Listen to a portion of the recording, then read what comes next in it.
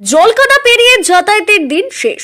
স্বাধীনতার পরই প্রথম তৈরি হলো কংক্রিটের রাস্তা, যার জেরে খুশির হাওয়া কালীগঞ্জ বিধানসভার জুরানপুর গ্রাম পঞ্চায়েতের ছুটিপুর গ্রামে।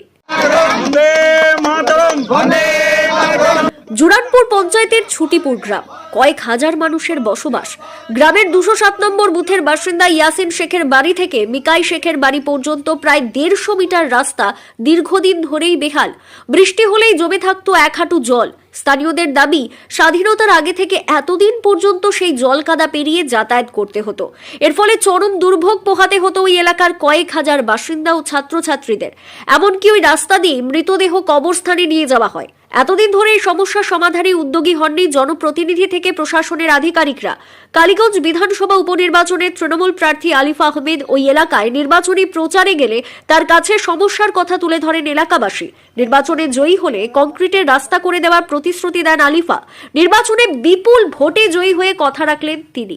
কয়েকদিন আগেই বিধায়ক তহবিলের 4,30,000 টাকা ব্যয়ে নির্মিত হয়েছে ঝকঝকে কংক্রিটের রাস্তা। রাস্তার আনুষ্ঠানিক উদ্বোধন করেন বিধায়ক আলিফা আহমেদ। কয়েক দশকের দুর্দশা থেকে এখন ছুটি, তাই খুশির হাওয়া ছুটিপুরে। ব্যুরো রিপোর্ট, জি নিউজ বাংলা। ছুটিপুর গ্রামটা আমাদের জুরানপুরের অত্যন্ত বর্ধিষ্ণু একটা গ্রাম। তো এই স্কুলের কাছে, এই রাস্তার কাছাকাছি শুনলাম নাকি অনেক স্টুডেন্টরা যায় স্কুলে, সেই সঙ্গে সঙ্গে একটা কবরস্থান রয়েছে এবং এই গ্রামের প্রচুর বাসিন্দারা রয়েছে যারা বাইরে কাজ করেন, সবাই বিভিন্ন রকম কাজে লিপ্ত। আর এই রাস্তাটা দৈনন্দিন জীবনে তারা ব্যবহার করেন। তো এতদিন যেহেতু রাস্তাটা ছিল না, তাই জলে বর্ষাকালেও কাদা জমে গিয়ে খুব অসুবিধার মধ্যে পড়তেন। এবং যেহেতু এই রাস্তাটা গ্রামবাসীরা সকলেই ব্যবহার করেন এবং এই রাস্তাটা দীর্ঘদিনের দাবি ছিল, এবং আমি যখন ভোটের প্রচারেও এসেছিলাম তখন মানুষজন জানিয়েছিলেন যে এই রাস্তাটা হলে তাদের সুবিধে হয়। সেই সূত্র থেকেই আমি জয়ী হওয়ার পর আমার বিধানসভার মধ্যে 13টা অঞ্চল পড়ে, সেই 13টা অঞ্চলেই প্রত্যেকটা অঞ্চলেই আমি একটা একটা করে রাস্তা, টোটাল 13টা রাস্তা করতে পেরেছি। সেই 13টা রাস্তার মধ্যে আজকে প্রথম যে উদ্বোধনটা হলো সেটা এই ছুটিপুরের রাস্তা। আজকে প্রচুর বাচ্চারাও এসছে। আমি ভীষণ আনন্দিত যে এরা যখন বড় হবে একটা ভালো রাস্তা পাবে হাঁটার জন্য এবং গ্রাম থেকে বেরিয়ে বাইরে কর্মসূত্রে যাওয়ার জন্য। ছোটোবেলা থেকে স্বাধীনতার পর থেকে এই রাস্তাটা কাঁচা দেখছি। রাস্তা ওই বর্ষার সময় চরম কাদা বা হতো, অসুবিধা হতো আমাদের চলাফেরার জন্য। পাশে আবার একটা গোরস্থান আছে, তার জন্য খুব অসুবিধা হতো।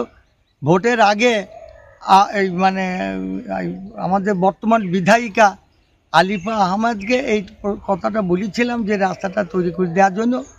উনি খুব স্বতঃস্ফূর্তভাবে এই রাস্তাটা করে দিয়েছেন এবং আমরা তার জন্য খুবই খুশি। আর আমাদের চলাচলেরও খুব সুবিধা হয়েছে, নাহলে অন্য ঘুরপথ আমাদেরকে গ্রাম থেকে বেরিয়ে যেতে হতো। এখন আমাদের খুব সুবিধা হয়েছে। এবং একথাও বলবো যে ম্যাডাম, আপনি যা করলেন এরকম আপনার কাছ থেকে আরও ভালো কাজের আশা করি। আমরা খুবই খুশি। রাস্তা আমাদের দীর্ঘদিনের প্রয়োজনীয় রাস্তা ছিল, কিন্তু আমরা এতদিন সাকসেসফুল হতে পারিনি। দিদিকে বলে এমএলএ সাহেব আগে নাসিরউদ্দিন আহমেদ, তিনি প্রয়াত হয়েছেন, তেনাকে বলা ছিল সেই রাস্তাটা উনি পাশ পেরিয়ে গেছেন। এখন দিদি আলিফা আহমেদ ইনি আমাদের রাস্তাটা উদ্বোধন করেছেন। আজকে উদ্বোধন হলো। এই রাস্তাটা অনেক দিন থেকে প্রয়োজনীয় মানুষের। এই রাস্তাটা হয়ে আমাদের খুব খুশি। আমাদের ছেলেগুলো খুশি। আজকে ছেলেগুলো সব স্কুলে ছুটি হওয়ার পর এখানে উপস্থিত ছিল, যাতে ছেলেগুলো বললো আমরা এই খুশিতে আমরা আজকে যোগদান করব। তার দিদিকে বহু সম্মান জানিয়ে আমাদের রাস্তা উদ্বোধন হলো আজকে। আমার এই পাড়ার লোক সব খুশি।